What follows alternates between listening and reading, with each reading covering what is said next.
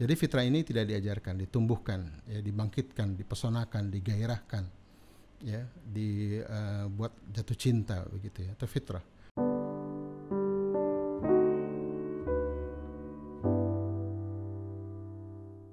Bismillahirrahmanirrahim. Assalamualaikum warahmatullahi wabarakatuh. Aspek pendidikan dari sisi Islam yaitu 3 hal ya. Pertama tarbiyah, yang kedua ta'dib, ketiga ta'lim.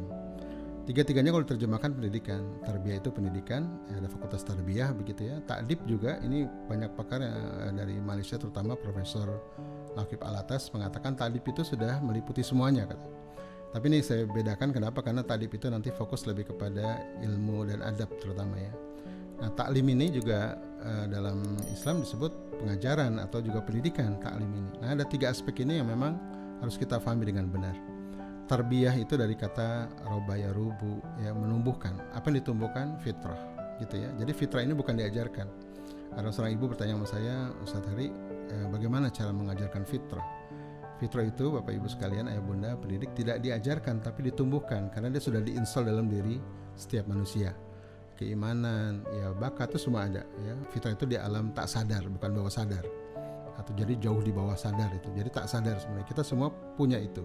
Dan itu harus dibangkitkan. Ibaratnya kita beli perangkat lunak atau beli HP lah, gadget, maka aplikasi yang standar yang wajib itu sudah ada di dalamnya, tinggal diaktifasi saja ya, tidak perlu diinstal macam-macam begitu ya, karena akan merusak operating system secara keseluruhan. Nanti manual gate-nya Al-Quran tidak bisa digunakan gitu ya, karena aplikasinya sudah tidak sesuai dengan, tidak kompatibel dengan fitrahnya begitu. Jadi fitrah ini tidak diajarkan, ditumbuhkan, ya, dibangkitkan, dipesonakan, digairahkan, ya, dibuat jatuh cinta begitu ya, itu fitrah. Yang kedua adalah ta'dib. Ta'dib ini dari kata adab ya. Adab itu sering dimaknakan sebagai disiplin etika, itu benar, tapi secara lebih jauh adab itu sebenarnya perbuatan yang bermartabat dan berderajat ya. Jadi terkait dengan keindahan sebenarnya. Makanya fakultas sastra itu di IAIN disebut fakultas adab, karena terkait dengan keindahan, estetika dan seterusnya. Jadi adab ini sebenarnya perbuatan yang mulia ya, yang harus jadi perilaku, sikap ya. Bukannya sikap, dia sudah aksi ya, aksi yang dibalut dengan ilmu sehingga menjadi beradab di ruang publik begitu. Itu disebut dengan ta'dib. Gurunya sebut mu'adib.